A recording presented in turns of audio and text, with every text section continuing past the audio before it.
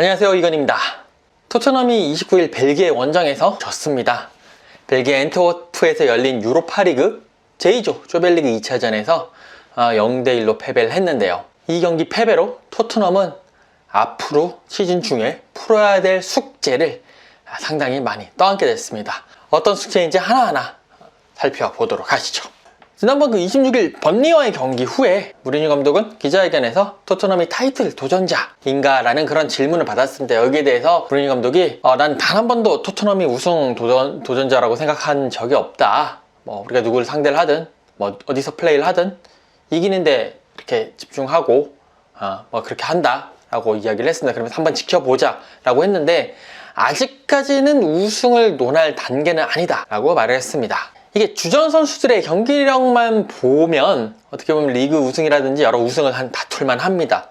근데 이제 무리뉴 감독은 알고 있었던 것 같아요. 바로 이제 후보 선수들의 경기력이 주전 선수들의 경기력에 비해서 좀 아쉽다라는 그 사실을 확실히 알고 있었던 것 같습니다. 엔트워프전에서는 토트넘이 로테이션을 돌렸거든요. 1.5군을 냈는데 지난번 번리전 선발과 이 엔트워프전 이 선발 라인업을 한번 비교를 한번 해볼게요. 그러면 벤 데이비스와 요리스를 빼고는 모든 선수를 다 바꿨습니다. 근데 또 벤 데이비스도 번리전에서는 왼쪽 풀백으로 나왔고 이번 엔트워프전에서는 센터백으로 나왔기 때문에 사실상 요리스만 빼고 완전 선발 라인업을 다 바꿨다라는 얘기가 되겠죠. 물론 이제 레길론, 벤 데이비스, 그다음에 오리에도 오티 요 정도 수준에서는 누가 주전이라고는 할 수는 없지만 어쨌든 엔트워프전에 나왔던 토트넘의 이 선발 라인업은 1.5군이다 라고 보실 수가 있겠습니다. 근데 지금 현 상황에서 현 경기력에서 1.5군으로 엔트워프에게 졌어요. 그러면서 토트넘의 아킬레스건이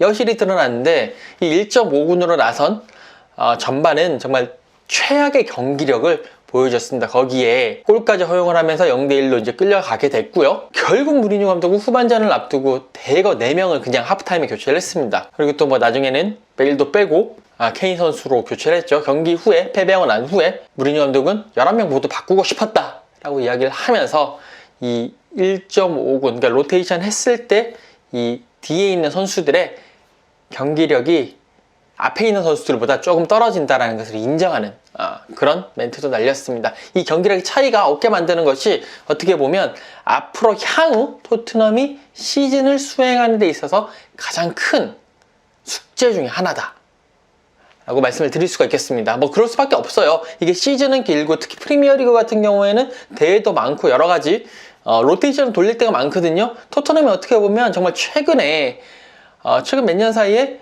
각 포지션당 2명이 있는 이런 시기가 온 게 얼마 안 됐단 말이에요.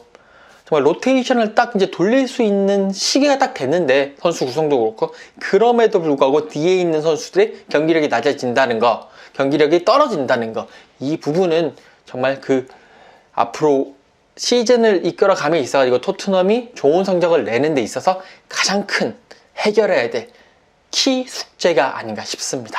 두 번째로 또 이 토트넘이 풀어야 될 숙제는 바로 델리 그리고 베일입니다. 1.5군의 경기력 부활의 키는 델리 알리가 지고 있습니다.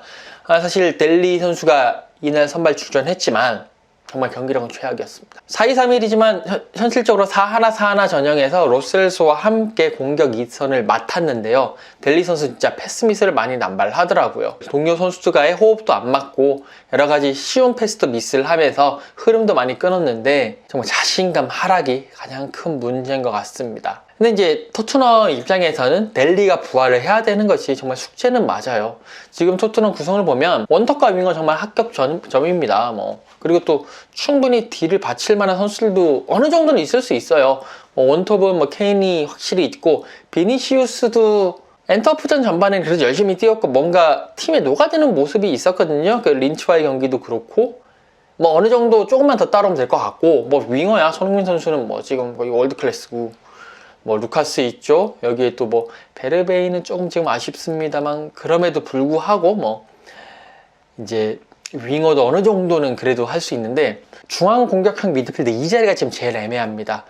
라멜라 선수를 배치를 하기에는 타이밍이 계속 너무 늦고 또 스스로의 탐욕 문제가 좀 있고요. 진짜 패스 찔러주는 한 번만 덜 좀 볼을 만지작되면 좋겠는데 맨날 반박자 아니면 한 박자가 늦는 게 좀 아쉽고요.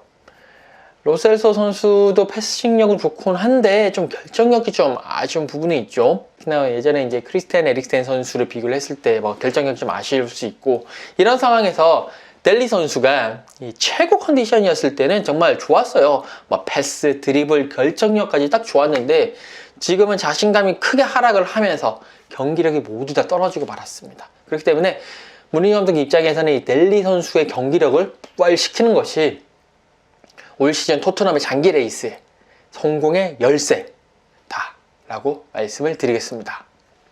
그리고 이제 또 베일이죠. 이날 경기 이제 베일 선수가 올 시즌 두 번째로 선발 출전을 했는데요. 베일의 경기가 정말 아쉬웠습니다. 특히 스피드가 정말 아쉬웠는데, 원래 제가 알고 있던 베일이 맞나 싶을 정도로 이 엔터프전에서 보면 역습 상황에서도 스프린터의 속도가 너무 현저하게 떨어졌어요. 예를 들어서 이제 역습 상황에서 볼이 왔을 때 딱 주고 바로 튀어나가야 되는데 그 튀어나가는 속도라든지 그 튀어나가는 모습이 나오지가 않고 상당히 그 스타트가 좀 떨어지는 모습을 많이 보여주면서 전체적으로 토트넘의 역습의 이 힘과 스피드가 확 떨어지는, 상대에게 주는 부담이 확 떨어지는 그런 모습을 보였습니다. 어떻게 보면 아직 몸이 생각보다 빨리 안 올라온 상황이 아닌가라는 생각을 하게 됐습니다. 많은 사람들이 KBS 라인, 케인, 베일, 손흥민 이 라인을 기대했을 때 가장 큰 전제 조건이 베일의 기량, 전성기 때의 기량을 회복을 한다면, 그 기량을 보여준다면 KBS 라인이 확실히 큰 최고의 라인이 될 것이다 라고 예상을 했거든요. 근데 지금 이 KBS 라인의 베일 선수의 기량이 그게 아니기 때문에 지금은 KBS 라인이 아니라 그냥 KS 마크 라인, 케인 선수와 손흥민 선수의 KS 마크 라인에만 기대를 해야 되는 그런 상황이 될 것 같습니다. 그리고 이제 마지막으로는 케인 선수와 손흥민 선수의 이 KS 마크 라인의 움직임이 계속 이제 간파를 당하고 있다는 점입니다. 뭐 사실 번리 전부터 이 케인 선수, 손흥민 선수에 대한 견제는 계속됐거든요. 번리 수비진들이 케인의 패스 출발길을 계속 압박하면서 견제하고, 동시에 손흥민 선수의 그 뒷공간을 안 주기 위해서 계속 존으로 계속 이렇게 싸는 이런 모습을 많이 보였습니다. 이 엔터프전도 마찬가지였는데 손흥민 선수는 후반 시작과 동시에 들어갔고 케인은 58분에 들어갔죠. 그러면서 케인이 볼을 잡으면 뭐 중앙 미들이라든지 측면에서 계속 아니면 아예 앞선에 있는 선수들이 계속 압박을 가하면서 패스를 제대로 못 주게 계속 견제를 했고요. 동시에 손흥민 선수의 앞뒤로 수비수들이 이렇게 싸는 모습을 보였죠. 특히 손흥민 선수가 뒷공간을 파고들지 못하게 많이 견제하는 모습을 보였습니다. 이제 이런 장면들은 어떻게 보면 앞으로 토트넘과 마주할 팀들에게 수비 힌트를 줄 수 있는 장면이거든요. 앞으로 토트넘 입장에서는 케인 선수와 손흥민 선수 라인의 그 파괴력을 극대화하기 위해서라도 그 상대팀이 들고 올 그런 대책들을 간파를 해야 되고, 여기에 대해서 또 다른 대응책으로 나서야 되는 게 아닌가라는 생각을 합니다. 뭐 여러 가지 방법들이 있겠죠. 뭐 케인 선수가 잡고 찔러줬을 때 손흥민 선수의 움직임도 움직임이지만 뭐 루카스 선수라든지 다른 선수들이 도와주면서 가는 움직임이 상당히 필요할 것 같고요. 그러니까 1, 2로 갈 거라 1, 2, 3로 가는 방법, 이런 것들이 있을 수가 있는 거죠. 네, 이런 부분들을 보면서 뭔가 무리뉴 감독도 그렇고 케인 선수, 손흥민 선수도 대책이 필요하지 않나 라는 생각입니다. 엔트워프 전 패배로 드러난 토트넘의 숙제, 어떻게 풀어나갈 것인지 그 브라이튼전을 또 지켜보도록 하겠습니다. 저는 여기까지였고요. 또 다음 시간에 뵙도록 하겠습니다. 감사합니다.